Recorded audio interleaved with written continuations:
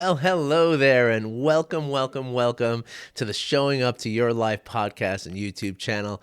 It's the podcast and YouTube channel without an intro. And hopefully, actually, I know that it's not going to be long. I just know it's going to change. I don't know how it's going to change, but I know it's going to change eventually. But thank you for joining me, and welcome to the podcast and YouTube channel. My name is Art Burns, and I am truly excited to be here with you today. And especially because I have a couple of really, I feel like I have a couple of treats for you, and I'm really excited to give them to you. And that's because I care about you. I really do. And I want you to, I want you to know the happiness that is there for you, right? And it's not out there for you, it's in there for you. For those of you on the podcast and not seeing me on video, I just pointed inside, right? That's where happiness is. That's where well-being is. That's where life satisfaction is.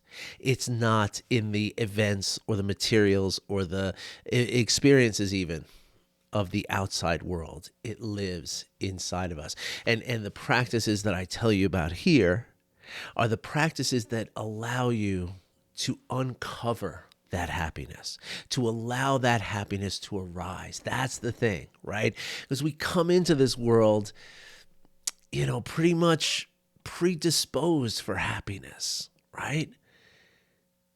And it's only the events and the circumstances of our lives that create a block for that happiness to be present, right? But we're not born in this world to be miserable, right? And so again, the practices that I give you here, and I'm going to give you a really cool practice in the next segment, but the practices I give you here are designed to help you to uncover that happiness. That's really the end of it, right? Now, when I say happiness, it's very important to understand we're not avoiding unhappiness, right? You might even call, happiness is not happy. Right? I don't consider happiness as an emotion. I consider happiness as a condition. And so you could substitute the word well-being. You could substitute the word balanced. You could substitute the word harmonious, right, for happiness, right? Or whatever noun version you can create from that, right? The point is, right, that it's not about avoiding emotions that are not happy. It's about experiencing those emotions and being happy even in the face of those. And I know that sounds absolutely off the wall, right? I know it does, but it's not. It works, and it is very possible for you to develop the skill that I'm referring to now, right? Which is simply to be able to experience the circumstances in our lives in the present moment, right? And each thing that we experience in our physical body, we experience it in our emotions, and we experience it in our thoughts. Okay? And so it's about experiencing those things without judgment, with acceptance, and with kindness and compassion. And that allows us then to allow the difficulty to exist and allow it to just be. And not think that there's something wrong with difficulty, right? Not think that there's something bad about things being difficult sometimes, because guess what, folks? Life is difficult, right? I mean, the Buddha, I'm going to do another episode on this very shortly. And actually, I have when Adam Asdell and I start doing our Adam and Art Hour again, this is the topic that I want to, and hopefully we're going to do a session this week. This is a topic I want to talk to him about, because the Buddhists, many times you hear Buddhists, people who practice or teach Buddhism or authors of Buddhism, they say things like life is suffering. Right now, I don't think that's necessarily accurate, and that's what I want to challenge. But I think what maybe a more accurate, in my mind, this is what I'm going to pose to Adam, who's been a practicing Buddhist for many years, right? I think that maybe instead of saying life is suffering, I think we could more accurately say life is traumatizing, because that is true, right? But in fact, suffering is optional. right? You don't have to suffer in life, and that's the point, right? Even though just living on this earth is a traumatizing experience. So there's nobody, I am convinced there's not a single person on the face of the earth who has lived without any kind of trauma in their lives. It's just impossible. That's my conviction at this point, right? And I want to let you know here, just a little aside, Dr. Gabor Mate has a film, or somebody made a film about him, basically, with him, about him, and they're going to be rerunning it in like a week, maybe this next weekend or the weekend after. For free, this wonderful program called Science and Non-Duality. You can Google them, join their mailing list. You'll get the announcements, and it's a great film. It really is great film. And some amazing, and in addition to the film, there's also a number of interviews that Dr. Mate has with Peter Levine, with Thomas Hubel, with Bessel van der Kolk, with Dan Siegel, with, I mean, just on and on, Stephen Porges, I mean, all the big names in trauma work, right? Including Dr. Mate himself, right? And he's interviewing all of them. It is, I mean, amazing. So I'll let you know again when that comes out. But you can go to Science and Non-Duality, Google that, join their mailing list. You'll get the announcements, okay? And of course, they'll sell you the thing for, I bought it because I want to have those interviews forever. I don't own the film, but I own the interviews, so I can see those anytime I want. So anyway, yeah, so what we're talking about then, right, is that life is traumatizing, right? But life is not suffering, because really, I mean, even the Buddhists, and this is why I'm going to challenge this, because even the Buddhist, philosophy is about the practices that can reduce suffering. So therefore, life is not suffering. Life contains suffering, right? In my opinion, anyway, right? And I'm going to, again, talk to a Buddhist about this pretty soon. I'll let you know when that comes out too. But you can always follow my other podcast, Learning to Surf. It's available on Apple and Spotify and all the different platforms. So yeah, but that's the thing, right? Like, life is not necessarily suffering. Life does include suffering, and life does sort of maybe without, if left unattended, life becomes suffering, right? But it's because life just is sometimes difficult, right? And that's the whole thing with mindfulness, right? That's the whole point of mindfulness, is that mindfulness is the acknowledgement and the acceptance, the recognition that life is going to have its ups and downs, right? There are going to be days where you feel like you're on top of the world. And this even for people who have been practicing for years, right? Like me and my friend Adam. Like, my friend Adam called me one time, he was like, he's like, I'm a wreck. I can't, I'm just an emotional wreck. I'm all angry and I'm all, he's been practicing 10 years, right? Same thing with me. 2 weeks ago, I literally didn't go to my Dan Siegel class because I was such a wreck. It happens. It happens. And it happens because life is traumatizing. And so as we acknowledge that life is traumatizing, as we accept that life is traumatizing, right? Then we can more readily acknowledge and accept that there are going to be times of difficulty. No matter how we set things up in our lives, no matter how much we have our stuff set up so that we're never going to be unhappy, it still happens, right? Because life happens and we cannot control things, right? We do not have control over what happens in our lives. I was talking to somebody the other day, a client, and we just passed the 20th anniversary of September 11th, right? We have this idea, that along with the sense of control, this idea of it, we know what's going to happen next, right?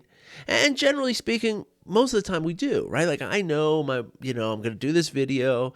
I'm going to, when I'm done, my wife's going to be leaving for work. And for the rest of the day, I'm going to be juggling my work and feeding the kids and taking them out for walks and doing all this stuff, right? But I don't know that that's going to happen, right? Like I thought I knew what was going to happen on September 11th, right? I thought I knew I was just going to get dressed, go to work. I watched the New York Giants lose to the Dallas Cowboys the night before, right? And so one of the reasons why I wasn't on the bus underneath the World Trade Center when that stuff happened. I mean, who knows what would have happened, right? But that's the point, right? Like nobody in the world knew what was going to happen until it happened. And that's what life is, right? We don't know what's going to happen until it happens. And so therefore, the only job we have is to recognize that as life is happening, our job is simply to accept what is happening, right? And in that acceptance is where suffering fades, right? Doesn't mean that it's not hard. It doesn't mean that you still have days that are like, oh, it's so difficult. Like I want to throw in the towel some days, depending on who you are, what your upbringing is, what your current situation. All of these things are going to change the way things happen, right? But the point is that no matter what your situation, no matter what your upbringing, no matter what is alive for you in your life right now, there are going to be days that are very difficult. And when we experience those days that are very difficult, right, it's more important than ever for us to recognize how difficult it is, right? Just notice it. Just say, whoa, whoa, whoa. Things are really hard right now. It's very important, okay? Because doing that, what it does, because the thing is that when things get hard, right, we start thinking about outcomes. We start thinking about how did I get here? We start thinking about, oh, no, this is no good, right? Those are the three things that prevent your happiness, right? The rumination of something in the past, the the drastic difference in an expectation versus the reality, right? And the unwillingness to accept it, and the worrying about things that happen in the future. Those are the three places where you're always going to find struggle and difficulty, because those are the times where you're getting out of the present moment. It's that simple. It really is. So by acknowledging that this is a really hard moment right now, what are you doing? You're coming back into the moment, right? And again, it's with training. And if you have a qualified coach like me, we will train you to, at that same time, resist and let go of those thoughts of rumination, expectation, and future worry, right? Because none of that stuff is real. None of it is real. The expectation that you had was not real. The what you're remembering from the past is not real, and what you think might happen in the future is not real either. Right? Just like on September 11th, 2001, my future was making a couple of calls from my living room and then getting on the bus and going into my office. That was my future. It was not real though, right? Because an event doesn't change the future. An event creates a new future or creates the present moment, right? Because there is no future, right? The future is just something that we imagine. And so recognizing that this is a hard time right now brings us into the present moment. Now, recognizing that and telling yourself this is a really powerful thing to say to yourself, right? There was never a guarantee that everything would go the way that we thought it would go, that everything would be easy, that everything would be perfect. None of us got that guarantee. None of us. And none of us have that life that is perfect, that everything's aligned, that everything's easy. That none of us have that. Even billionaires don't have that. Not entirely. They're the closest ones because they can just pay for whatever they need. So that it's like throwing money at problems. Yes, definitely. There's a handful of those people in the world. So hey, good for them, right? But even they have difficulties. Trust me. When they put their head on the pillow, just like you, just like me, there are things that come up, okay? Different things than what you and I do. Maybe it's things about like, oh, how am I going to, like I hate the decor of the yacht that I just bought. Yeah, but that's their problems. And that's the same thing as you saying, oh, I can't stand this situation I'm in today with my daughter's teacher at school, right? And so in the same way as the billionaire can accept the fact that he bought this yacht with this decor, you can accept the fact that you're in this situation with your daughter's teacher, right? And once we accept that, and again, recognizing that nobody guaranteed us anything otherwise, then it's much easier to do that acceptance, right? And then, of course, we come to the support. Now, once we've accepted it and once we've acknowledged that there's no guarantee, like this is not wrong, this is not bad, this is not a shortcoming of any kind, this is just life happening, then it becomes very easy for us to support ourselves, okay? Now, this practice is sort of the core of a program that I'm going to be doing. Okay, hopefully starting not this coming week, but the week of, I guess it would be like October 7th, around then, okay?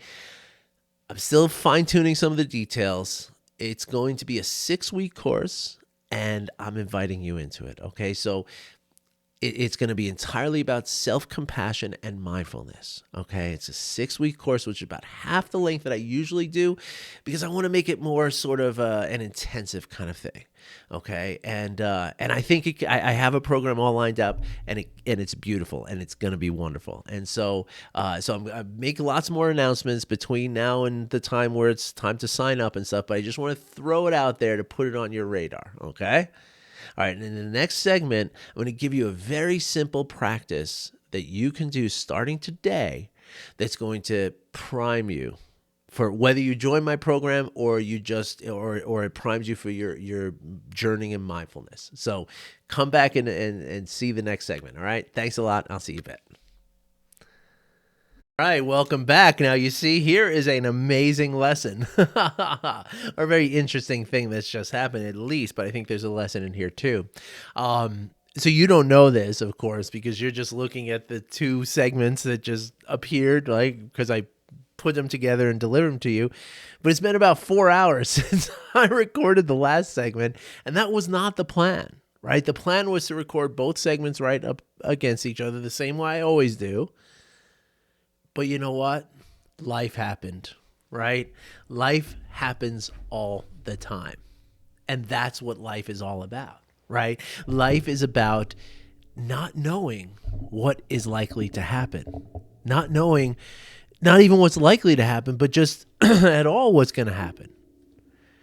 And so it's the ability to keep ourselves open to that and accepting of that. That's the key to our well-being, right? And I'll tell you right now, it was not always the case for me this way, right? In the past, even, a couple of years ago, I would have been very disrupted by this, right? And I'll tell you what happened. So I misjudged something. I thought I had an hour before my next call, which I thought was at 1:30. Turns out the call was at 1 o'clock. And so right after I finished the last segment, I got a notification saying you got 12 minutes until your next appointment. And I was like, oh no. Now in the past, that would have caused a lot of stress for me. It would have just been like, I can't handle the difference. Like I need to have it be the way that I said it was going to happen. And that is where I started to suffer. Okay. That is where the suffering comes from. That is the source and the root of my suffering. Now, let me tell you about something, okay? And this was not planned. This is complete improv right now, okay? And I'm going to get to the practice that I'm going to tell you about in just a couple minutes. But first, because I promised you in the last segment, so I'm definitely going to give you this practice, and this practice is going to help you with what I'm about to talk to you about now, okay? And this is really, really important, okay? So there are 3 things. I don't know if I said this already. I've said it like 4 times today to different clients. So pardon me if I've already said this in the last segment. And if I did, it's worth repeating. Okay. There are 3 things essentially that will pull us out of the present moment. Right. And now when we're in the present moment, that's when we are optimized and ready for whatever might come. Right. Whatever, like, making a mistake about time, your children needing something, I'm pretty sure I did talk about this in the last segment because I talked about 9/11, right? Like, we don't know what's going to happen next, right? Even though we believe we know what's going to happen next. Now, here's an important thing. This is something I just talked to literally minutes ago. I just had a little toast with hummus on because I was literally ready to pass out. So like 10 minutes ago, I just got off my my last call, and I talked to my client about this. Is that it's the, when we have a goal, there's nothing wrong with that, right? When you have a goal, that's something you're going for. There's nothing wrong with that. The problem is when that goal becomes an expectation, because an expectation is something that we believe should happen. And the problem with the expectation is that as soon as we engage ourselves in the expectation, as soon as we believe that something's supposed to happen a certain way, then anything that differs from that is bad. And as soon as something's bad, our body reacts to it, right? And our body reacts in the stress response, essentially. I mean, some level of stress response, right? And so the idea, and I think I did mention this in the last segment, right? There are 3 ways in which we are pulled out of our optimized present moment, present attention or awareness of the present moment. 3 things that can pull us away from there. The first is, well, they're not necessarily in any kind of order. And they could all be all 3 or any combination of these, right? You may get 3 of one of these, depending on how your life is going. One way in which we get pulled out of the present moment is to worry about the future. Another way we get pulled away from the future is ruminating about the past. Now, here's the thing. Worrying about the future is not planning for the future, right?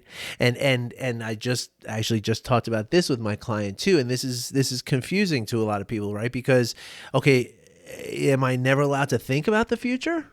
No, that's not true at all. Of course you can think about the future. We all must think about the future. In fact, our life is all about the future, right? Because, as I think I mentioned yesterday, when I perceive something, it's already in the past. Right? It's already I think it's like a 13th of a second or something that it takes for my eye to for the electrons and the photons rather, not electrons, photons to come through the lens of my eye, go through the cones inside my eye, get separated like a spectrum into the colors, so I can make sense of it. Then that goes through my optic nerve into my occipital lobe after passing through my thalamus. And now I understand what I'm seeing. Now I say, oh, that's a plant, right? So that process takes about, I think it's a 13th of a second. So technically, there's no such thing even as the present. We're never quite there, right? And so as a biological function, anticipation of the future is always going to be happening. It has to. It's the way we move through our lives, right? So therefore, it's not bad to think about the future. The problem becomes when we dwell in the future, okay? And the same thing goes for the past, right? Thinking about the past or remembering something from the past is not in and of itself the problem. The problem is ruminating about the past, right? So let me tell you the difference between those 2 things, right? So I can take 10 minutes, 15, 20, 30 minutes, anytime I want, and I can plan for the future, right? I can take out a pen and a notebook, and I can draw up a plan, right? And there's nothing wrong with doing that. That is a present moment activity, right? Because I'm doing nothing but planning for the future. Nothing wrong with that. The problem comes is when I'm reading a beautiful book that I just picked up Candide again off the bookshelf, because the last line of this book has always stuck with me, and it's the whole book, I realize, is really about mindfulness, but that last line, Candide says, "Well said, but we must cultivate our garden," which means just taking care of ourselves. But we'll get into that another time. But if I'm sitting here reading the book and my mind starts going into, well, what's going to happen next week with work or the trip that I'm planning or whatever, right? Now I'm no longer enjoying my book, right? So now I'm living in the future, and now there's a split, right? Now my mind is somewhere that my body is not, and now that's going to cause a level of stress, right? That's going to pull me out of the present moment. Same thing with the past. It's okay to journal about the past. It's okay to talk about something that happened in the past. It's okay to sit in the present moment and remember something about the past, right? But when we get stuck in the past, and rumination is not just about thinking about something happened, it's getting stuck in the process of the mind that says, I should have done something different. Why didn't I do something? How could I have been so stupid? What the heck? Why did this happen to me? Right? That's rumination. And that is not good for you. So those are the two ways in which those are two of the three ways in which we can be pulled away from the optimization of the present moment. The third way is simply gripping on to the expectation of the way something was supposed to be when it's not that way. Okay? That's the other thing that can pull us away from the present moment. Saying, oh, it was supposed to be a nice, bright, sunny day for me to take my hike. This is terrible that on my day off, the universe did not accommodate my needs. Right? Now you're not in the present moment anymore. And in each of these three places, we're going to lose our ability to ground ourselves in the present moment and our ability to make the best decisions for ourselves and to take action that benefits us and benefits those around us. Okay? And so that's why all of these practices are about grounding ourselves into the present moment. And just a side note, okay, for all of you like me who have suffered from childhood trauma, that rumination thing, that's really like, it's not quite a rumination thing, but with those of us who have suffered trauma, right? When we get a feeling in our body, right, that reminds us of that trauma, right? And it's not something cognitive, it's something completely unconscious that happens. But when we unconsciously feel that thing, right? That feeling is basically an implicit memory, right? So we experience something in our world, and it could be anything, right? It could be the sound of a bell. It could be a certain car we see. It could be, being in a certain place. It could be a certain smell, a certain taste, a certain something that we see. It could be a temperature thing. Anything can trigger our trauma, right? Well, specifically to you, right? There could be many, many different things that trigger your trauma, many things that trigger my trauma, right? So when that trauma is triggered, what happens is we then cognitively, we are brought back to that trauma, right? We smell that smell, see that sight, hear that sound, whatever it is. And then all of a sudden we're back to being a little kid and undergoing this whole thing. And our nervous system responds to that, right? And so a big part of addressing trauma and working with trauma, and I think I might have said this in the last segment too, I'm not sure, I think I might have mentioned it to a client, so worlds are colliding here, but all trauma experts agree that the way to work through your trauma is to be able to remember and see your trauma, but from the here and now, so that you have a separation between what's happening now and what happened when you were a little kid, right? That's the most beneficial thing you can do. Like that's equally as beneficial as having self-compassion for you while you're doing this process, right? That's also very important. So to be able to ground yourself in the present moment and with self-compassion, look at the trauma. That's the way that we heal from trauma. Okay. Now, again, though, as I always say, I am not a licensed professional. Okay. So if you are experiencing intrusive thoughts and you're struggling with past trauma, please, I really encourage you to go find a professional, licensed professional who can help you with this. Okay. Now, I'll certainly help you with the mechanism and the practices, but in terms of safely unpacking it, I'll help you. I can do it, but I'm not, and a lot of my clients tell me that, I give this disclaimer all the time, right? Because I take it very seriously. I know that people's mental health is very, very important, and I do not want to contribute to somebody's mental health I do not want to contribute to a problem to somebody's mental health. So I'm very, very serious about it. Okay. But every time I give that disclaimer, somebody comes back and says, yeah, but you're telling me the same thing that my therapist told me, but you're doing it better and you're giving me stuff I can actually do. So this is not to say that I can't help you. Okay.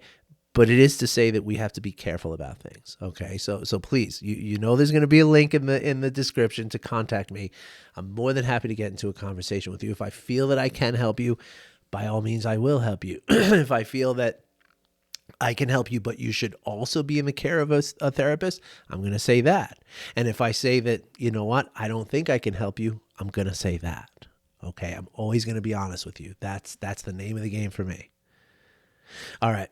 So now let's get into this practice. Okay. Because it applies to what we're talking about, right? Because basically what we want to do with these practices is we want to cultivate intentionality, want to cultivate kindness, and we want to cultivate presence, right? Because that's what mindfulness is all about, right? It is about on purpose paying attention to what's happening and doing so with that non-judging and even with a level of love and kindness, okay?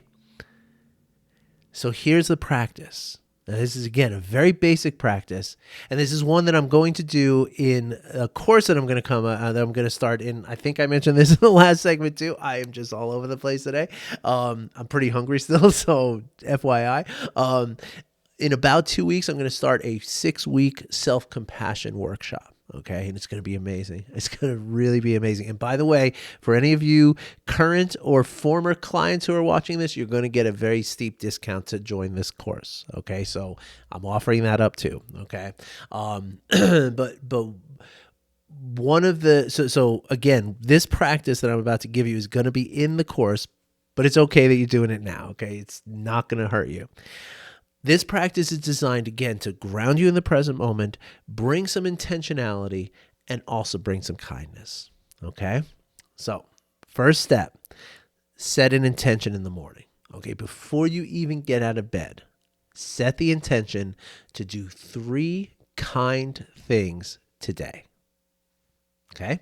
Now, kind things can be any number of things, right? It can be letting somebody in the car, right? Like, letting them switch lanes instead of honking at them, right? That can be an act of kindness. An act of kindness could be picking up a piece of litter, right? An act of kindness could be putting a little dish of cat food out for a stray cat, right? An act of kindness could be holding a door for somebody. An act of kindness could be as simple as just making eye contact with somebody and giving them a heartfelt thank you.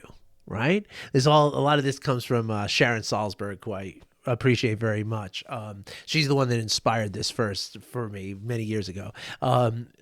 Okay, but set that intention for 3 kind things. Okay.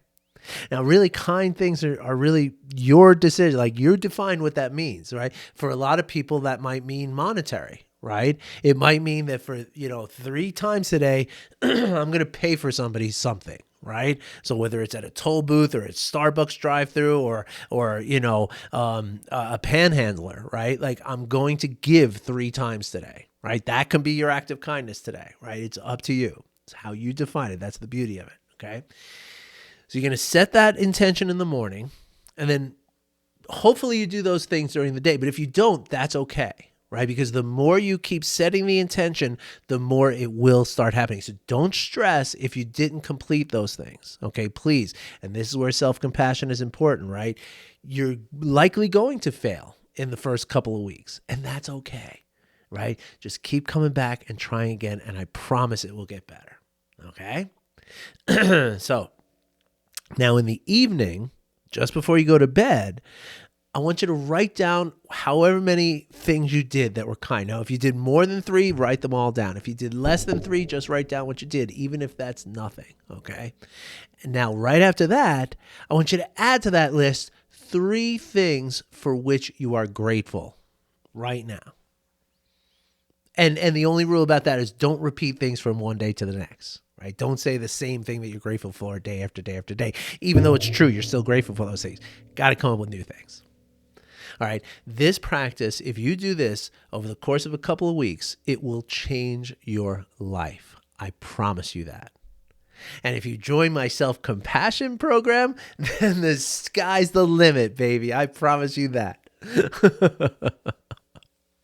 All right, everybody. I hope you enjoyed this today. Went a few minutes long. I hope that's okay with you. I think it's okay with you. I appreciate you. I thank you for being here. And if you have any questions about this self-compassion program, again, hoping the week after next, so like sometime the week of the 7th-ish that we're going to do this. It's going to be good. It's going to be good. All online, all on Zoom. Any questions you have, throw them out at me. And if you are a former or current client, you're interested in doing this, just send me an email and I'll tell you what the deals are. Okay? All right, everybody. Wishing you well. I'll be back in a couple of days. I'll be thinking about all of you on my time off, and I hope you're thinking about me too. Take care, everybody. Have a great day.